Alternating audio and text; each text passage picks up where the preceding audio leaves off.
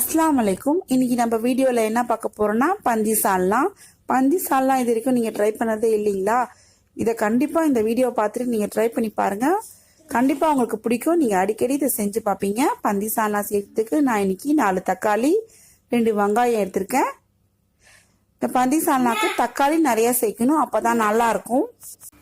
ஒரு பெரிய சைஸ் பட்டை, 12 அல்லது 15 கிராம்பு, 1 ஸ்பூன் ஜீரகம், 1 ஸ்பூன் வெந்தயம்,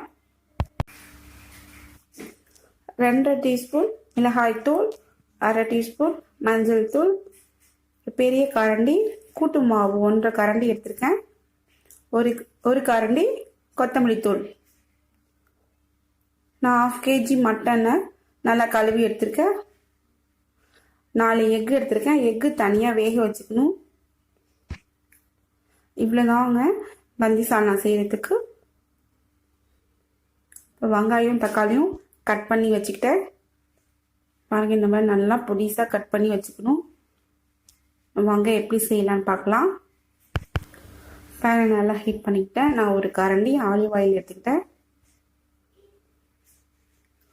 எண்ணெய் நல்லா சூடானதும் பட்டை கிராம்பு எல்லாத்தையும் போட்டு ஃபர்ஸ்ட் தாளிச்சிக்கணும்.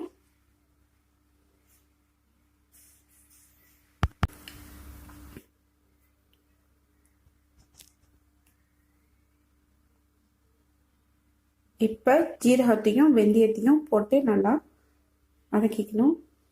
ஜீரகமும் வெந்தயமும் கருத்திடக்கூடாது. சிம்லேயே வச்சு நம்ம ஃபஸ்ட்டு ஃப்ரை பண்ணிக்கணும்.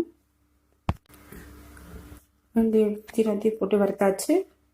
இப்போ வெங்காயத்தை நம்ம ஆட் பண்ணிக்கணும்.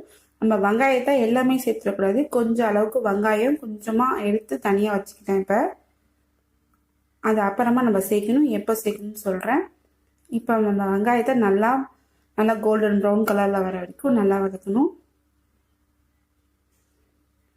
வெங்காயம் வதங்கினோடனே இப்போவே நம்ம தக்காளி போடாத நம்ம மிளகாய் தூளை நம்ம இப்போ ஆட் பண்ணிக்கணும். ஏன்னா அப்போ தான் சால்னா ரொம்ப கலர் கொடுக்கும்.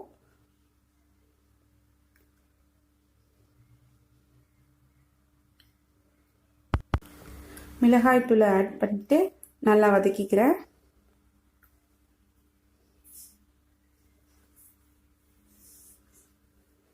இப்போ தக்காளியை ஆட் பண்ணிக்கிறேன்.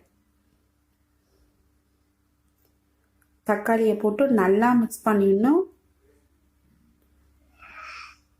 தக்காளி நல்லா வதங்கணும்.